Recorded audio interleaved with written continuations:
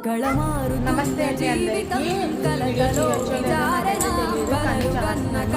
మన కడప జిల్లాలో జరిగిందంటే కానీ ఏ న్యూస్ ఛానల్లో కూడా ఈ విషయం కోసం ఎవ్వరూ మాట్లాడలేదండి. ఓన్లీ ఇన్స్టాగ్రామ్ యూట్యూబ్ ద్వారా అయితే ఈ విషయం అందరికీ తెలిసింది. ఒక 4 ఏళ్ళ చిన్న పాప, చాలా చిన్న పాప, వాళ్ళ అమ్మ నాన్నతో కలిసి పెళ్లికి తీసుకెళ్లారంటే తీసుకువెళ్తే ఎదవ 23 సంవత్సరాలు ఎదవంటండి. ఎదవ ఆడిపిస్తానని చెప్పడానికి కదా తీసుకెళ్లి పాడు చేసేసి తుప్పల్లో ముళ్ళల్లో పడిచేసాడంటండి.